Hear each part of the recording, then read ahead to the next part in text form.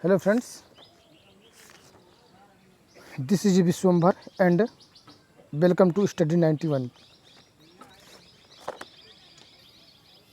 Video पसंद आए तो अपने दोस्तों को शेयर कर दीजिए और लाइक सब्सक्राइब भी।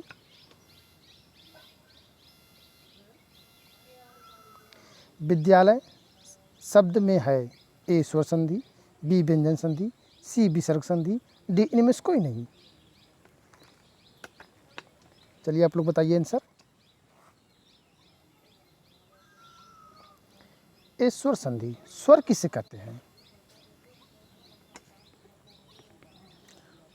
दो स्वरों के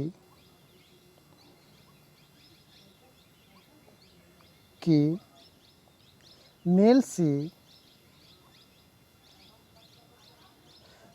होने वाले विकार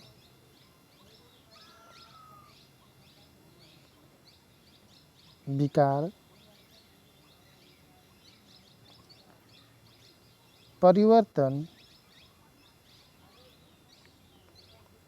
को स्वर संधि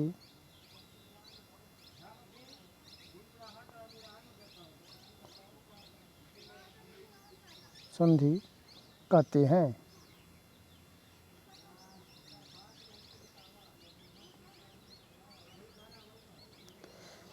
व्यंजन संधि।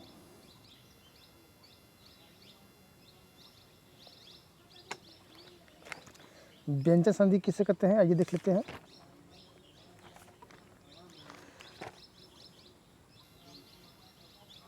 एक व्यंजन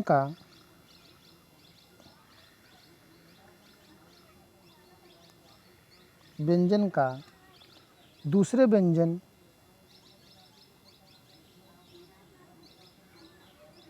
व्यंजन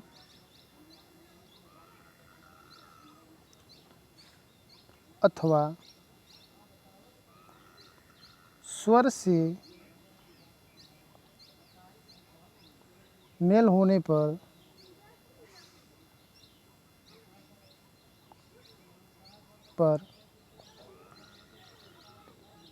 दोनों की योग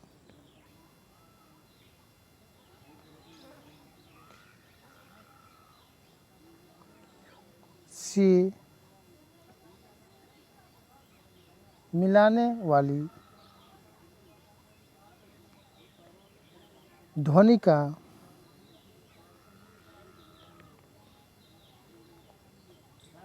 जो विकार पैदा होता है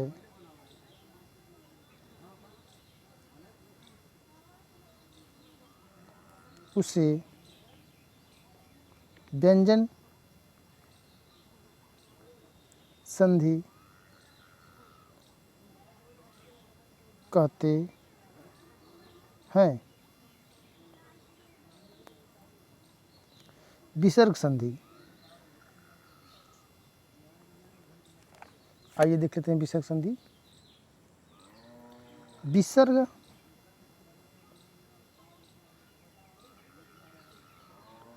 के साथ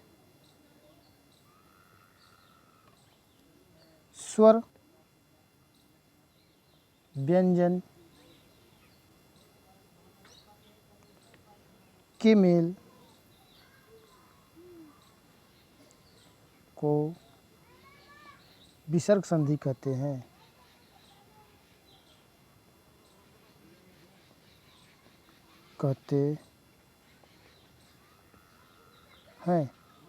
नेक्स्ट क्वेश्चन। पौन शब्द का संधि विच्छेद होगा। ए प धन वन, बी पव धन अन, सी पो धन अन, डी पव धन न। चलिए आप लोग बताइए।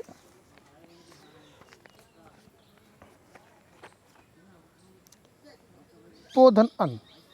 पवन। पवन में अयादि संधि है। अयादि संधि।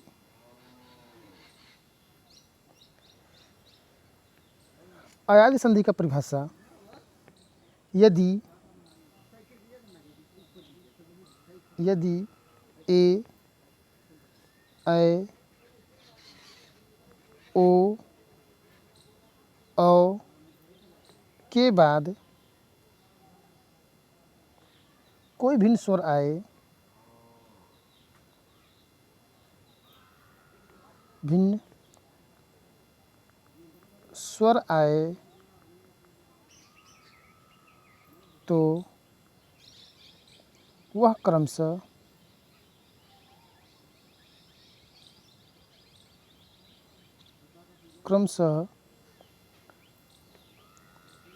अय,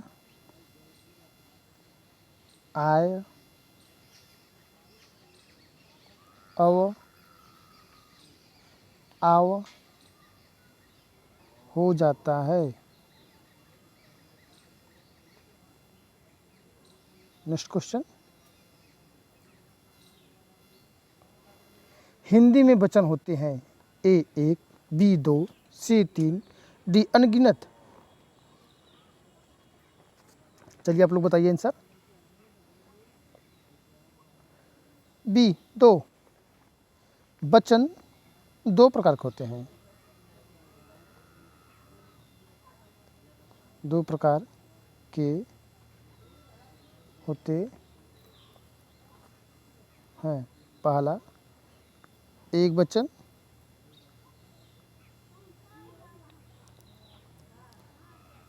टू बहुवचन। नेक्स्ट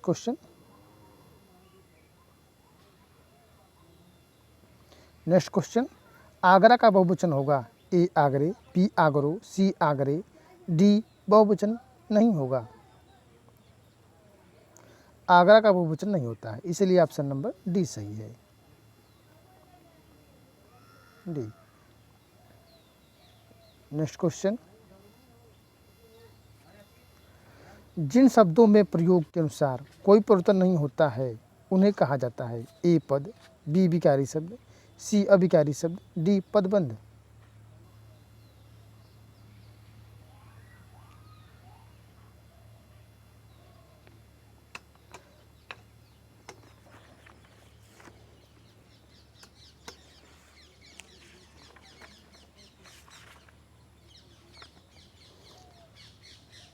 अविकारी शब्द, अविकारी शब्द किसे कहते हैं? जिन शब्दों में प्रयोग के अनुसार कोई परिवर्तन नहीं होता है उन्हें अविकारी शब्द कहते हैं। जैसे जैसे आगे, पीछे, यहाँ, वहाँ,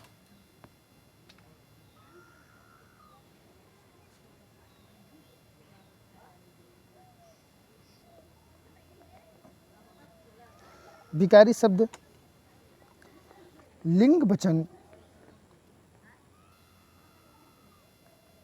विकारी शब्द लिंग वचन कारक के कारण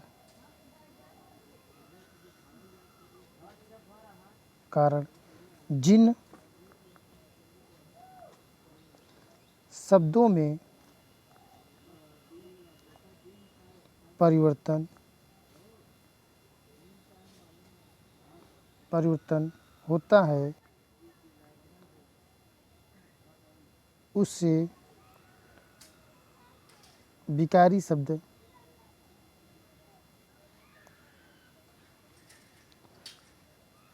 कहते हैं। जैसे तुम, वह, बालक। नेक्स्ट क्वेश्चन, शब्द का सही रूप का चयन कीजिए। ए तृष्णा, बी तृष्णा, सी तृष्णा, डी तृष्णा।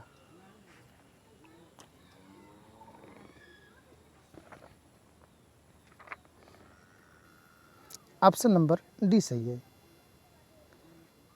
नेक्स्ट क्वेश्चन, कवि का स्त्रीलिंग रूप होगा? ए कवित्री, बी कवि, सी कवित्री, डी कवियत्री।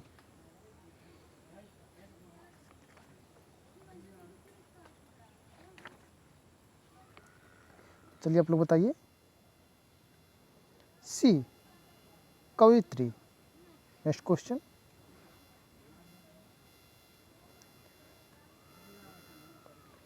संस्कृत के वे शब्द जो हिंदी में बिना किसी परिवर्तन के प्रयुक्त होते हैं कहलाते हैं? ए संस्कृत, बी तद्भव, सी तत्सम, डी देशज। यहाँ पर थोड़ा मिस्टेक है, तद्भव होगा।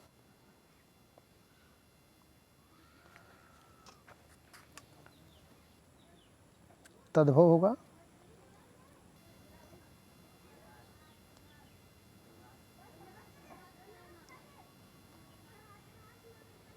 तद्भव। चलिए आप लोग बताइए।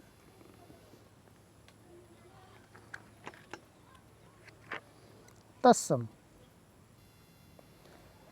संस्कृत के वे शब्द जो हिंदी में बिना किसी परिवर्तन के प्रयुक्त होते हैं कहलाते हैं तत्सम कहलाते हैं।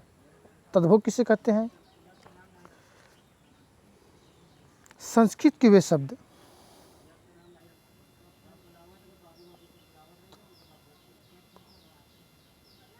तद्भव।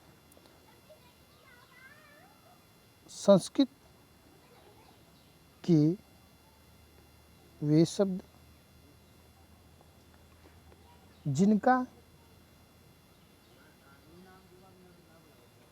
जिनका हिंदी में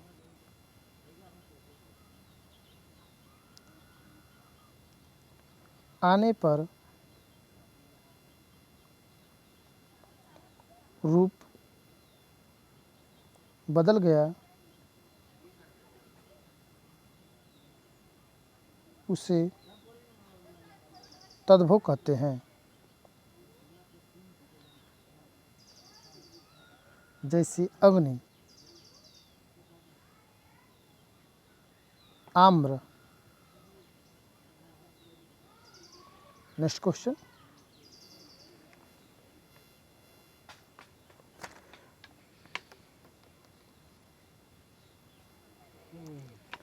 जब किसी समास में दोनों शब्द प्रधान हो तो उसको कहते हैं?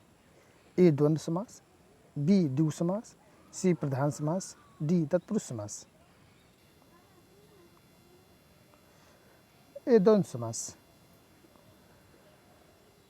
द्विगु समास किसे कहते हैं? आइए देख लेते हैं।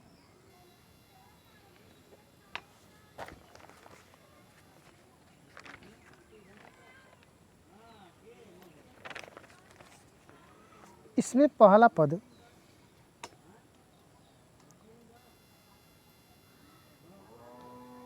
द्विगु समास, इसमें पहला पद संख्या बोधक होता है।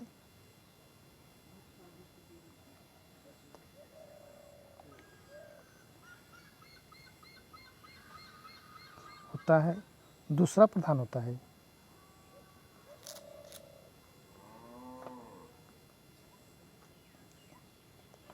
प्रधान होता है। जैसे पंचवटी, 5 वटों का समूह।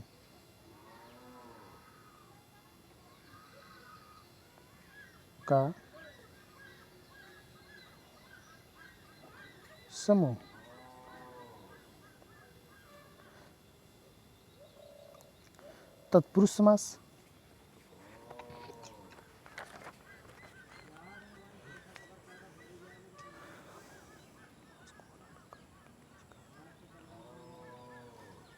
इसमें पहला पद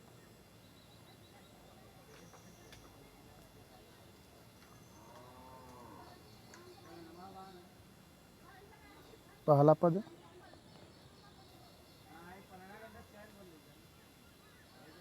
गौड़ व बाद उत्तर का पद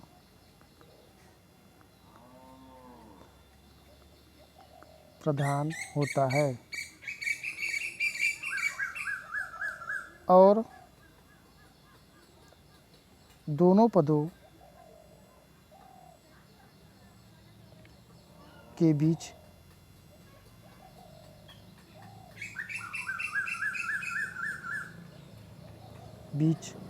का कारक चिन्ह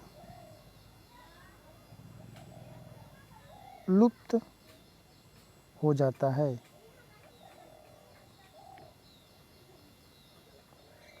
तथा विग्रह करने पर प्रकट हो जाता है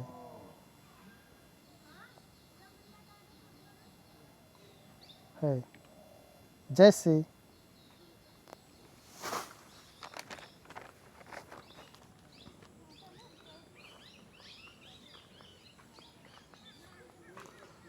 स्वर्ग प्राप्त,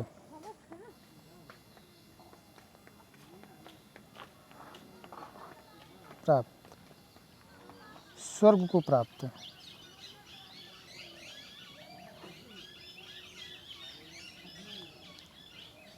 नेक्स्ट क्वेश्चन, शुद्ध शब्द है ए उज्ज्वल, बी उज्ज्वल, सी उज्ज्वल, डी उज्ज्वल। चलिए आप लोग बताइए आंसर, डी उज्ज्वल। नेक्स्ट क्वेश्चन, अनुरक्त का विलोम शब्द है ए आरक्त, बी विरक्त, सी निरक्त, डी आसक्त।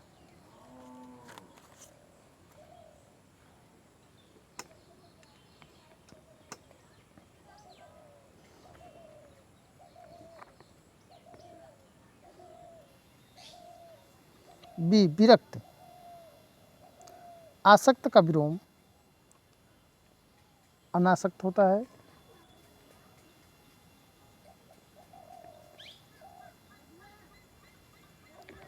नेक्स्ट क्वेश्चन,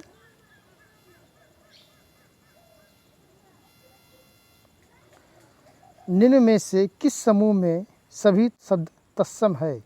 ए शर्करा पवन ज्येष्ठ अग्नि, बी काष्ठ घृत घोड़ा कारीगर, सी ओष्ठ किताब रानी चाकू, डी निष्ठुर चम्मच हाथी कारे।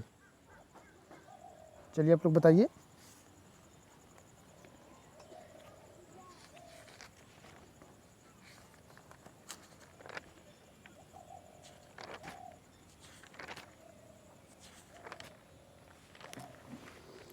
तत्सम शब्द, पहले आइए जान लेते तत्सम किसे कहते हैं। संस्कृत के वे शब्द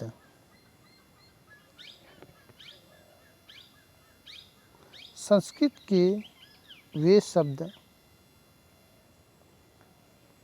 जो हिंदी में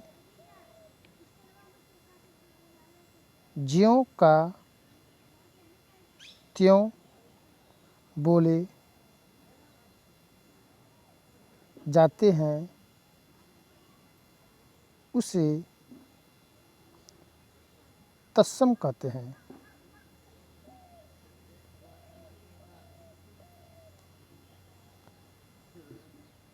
चलिए आप लोग बताइए आंसर।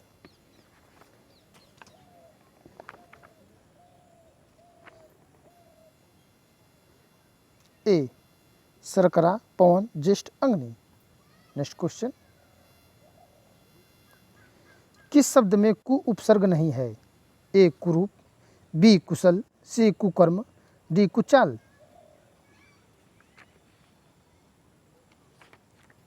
चलिए बताइए आप लोग। नहीं है पूछ रहा है, किस शब्द में कु उपसर्ग नहीं है?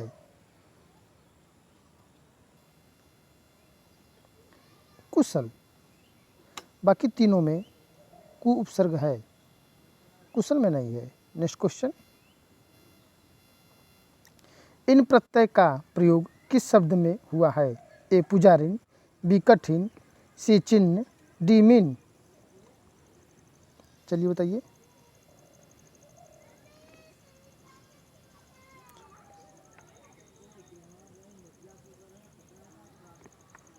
ए पुजारिन। नेक्स्ट क्वेश्चन, जिसमें पहला पद संख्यावाचक हो और जो किसी समूह विशेष का बोध कराए उससे कहते हैं? ए कर्मधारय समास, बी द्वंद्व समास, सी अव्ययभाव समास, डी द्विगु समास। अभी हम पिछले क्वेश्चन इसको चर्चा किए हैं। चलिए आप लोग बताइए आंसर।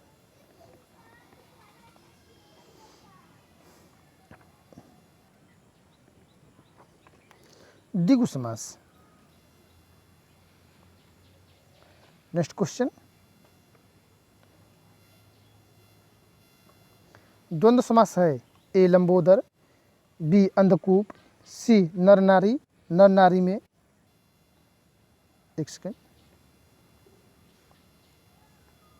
नर नारी, डी शरणागत।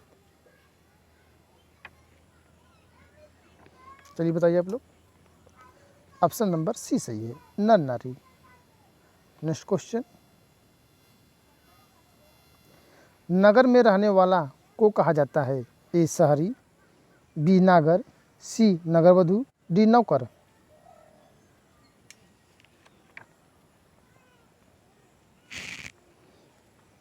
नगर में रहने वाला को नागर कहते हैं। नेक्स्ट क्वेश्चन, जातिवाचक संज्ञा नहीं है? ए शैशव, बी लोहा, सी लकड़ी, डी पुस्तक।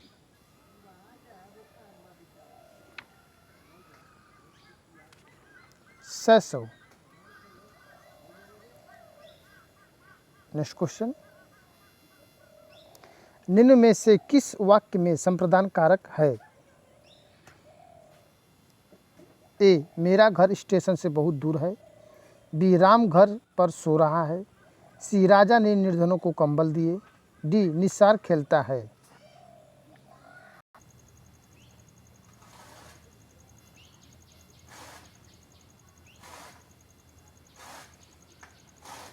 चलिए आप लोग बताइए आंसर। ऑप्शन नंबर सी, राजा ने निर्धनों को कंबल दिए। संप्रदान कारक, इसमें होता है कारक 6 प्रकार होता है। कर्ता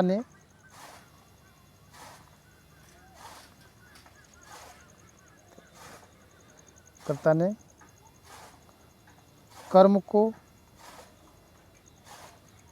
करण से संप्रदान के लिए अपादान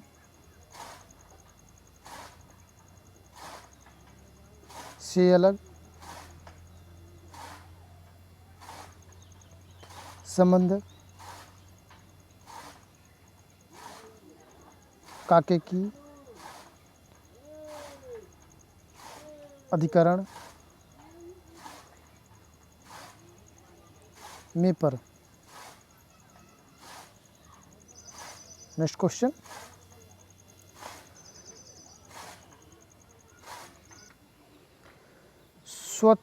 वह स्वतः ही जान जाएगा मैं वह सर्वनाम है।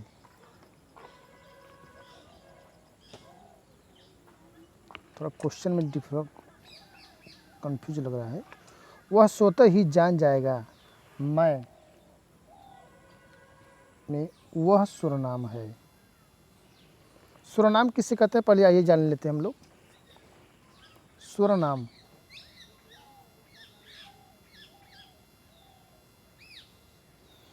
संज्ञाओं के बदले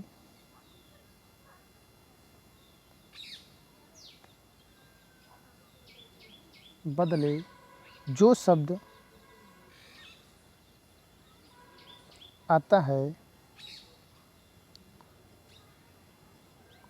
उसे सर्वनाम कहते हैं।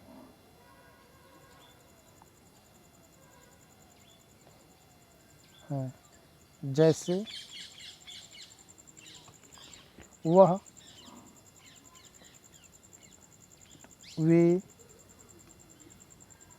तुम, मैं, यह। सर्वनाम 6 प्रकार के होते हैं। सर्वनाम के भेद।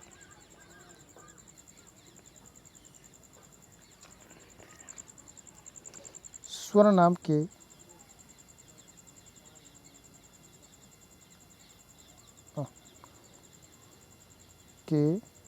भेद: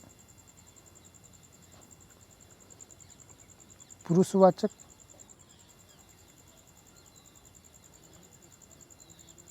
वाचक, निजवाचक, निश्चयवाचक,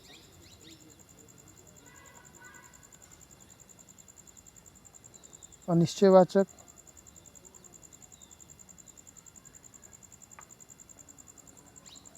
संबंधवाचक,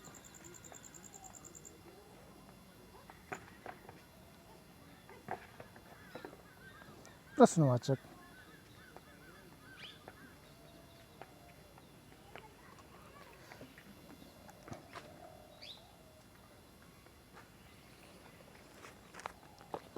आइए अब देख लेते हैं। वह शब्द वह स्वतः ही जान जाएगा। मैं, वह सर्वनाम है। ए पुरुषवाचक सर्वनाम, बी निजवाचक सर्वनाम, सी संबंधवाचक सर्वनाम, डी अनिश्चयवाचक सर्वनाम। चलिए आप लोग बताइए आंसर। परिभाषा हम आपको बता दिए हैं। निजवाचक सर्वनाम। नेक्स्ट क्वेश्चन, संयुक्त क्रिया का उदाहरण कौन वाक्य है? ए रस्सी जल गई, बी सीता पढ़ रही है। सीता पढ़ रही है, तो हम प्रिंटिंग है।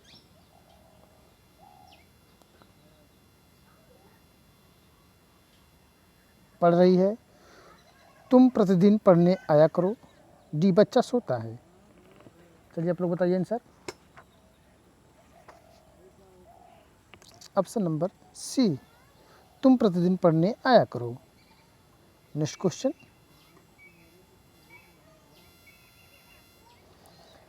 सरल या साधारण वाक्य किसे कहते हैं?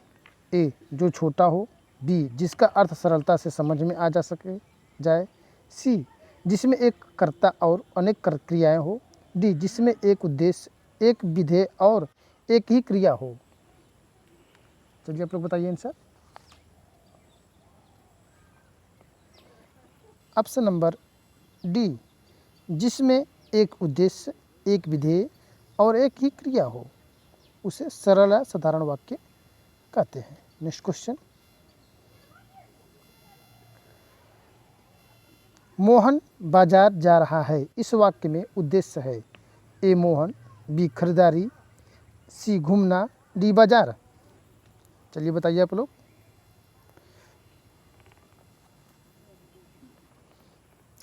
ए मोहन, मोहन बाजार जा रहा है, इस वाक्य में उद्देश्य है मोहन। नेक्स्ट क्वेश्चन, निम्न में से मिश्रित वाक्य है। ए वर्षा हो रही है, मैं पढ़ता हूँ और वह खेलता है, सी सुधीर पढ़ता है, डी मैंने सुना है कि नीना पास हो गई है। बहुत सारा क्वेश्चन है आप लोग। मिश्रित वाक्य। ऑप्शन नंबर डी, मैंने सुना है कि नीना पास हो गई है। नेक्स्ट क्वेश्चन, किसी के कथन को उद्धृत करते समय किस विराम चिन्ह का प्रयोग किया जाता है? ए विस्मयवाचक चिन्ह, बी अवतरण या उद्धरण चिन्ह, सी प्रश्नवाचक चिन्ह, डी निर्देशक चिन्ह। चलिए बताइए आप लोग।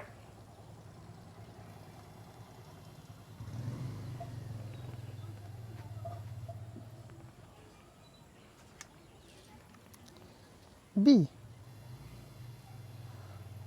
अवतरण या उद्धरण चिन्ह। नेक्स्ट क्वेश्चन,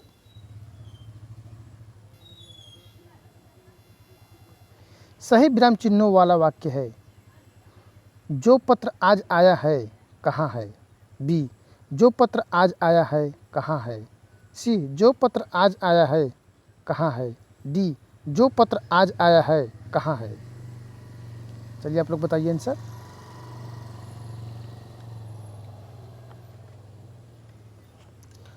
जो पत्र आज आया है कहाँ है? A is right answer. Next question, शेर को सामने देखकर डैश डैश डैश, यह वाक्य किस मुहावरे से पूर्ण होगा? मैं 7वें आसमान पर पहुंच गया। बी, मैं आग बबूला हो उठा। सी, मैंने आसमान सिर पर उठा लिया। डी, मेरे प्राण सूख गए। चलिए आप लोग बताइए आंसर।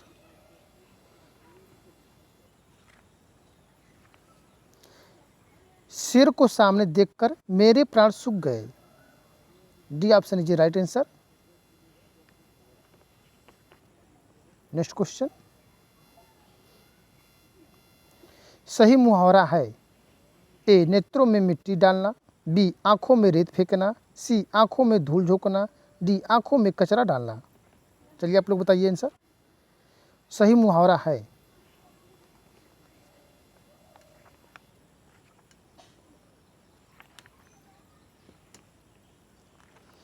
आंखों में धूल डालना, धूल झोंकना, सॉरी, आंखों में धूल झोंकना। नेत्रों में तो मिट्टी नहीं डाला जा सकता है, आंखों में तो रेत नहीं डाल सकते हैं, आंखों में कचरा तो नहीं डाल सकते, इसलिए C option right answer. Next question, हाथ न आना इस मुहावरे का निकटतम अर्थ है। हाथ न आना, ए, पकड़ में न आना, बहुत बड़ा होना। सी, हाथों का व्यायाम करना। डी, हाथ फैलाना। चलिए आप लोग बताइए। ए, पकड़ में न आना, A is right answer. Next question, सिर्फ फिर जाना का अभिप्राय है। ए, चक्कर आ जाना। बी, अहंकारी हो जाना। सी, सर दर्द हो जाना। डी, पीछे मुड़कर देखना। चलिए आप लोग बताइए। इसका आंसर आप लोग कमेंट बॉक्स में एसएमएस कीजिए। नेक्स्ट क्लास में हम इसको आप लोग को बताएंगे।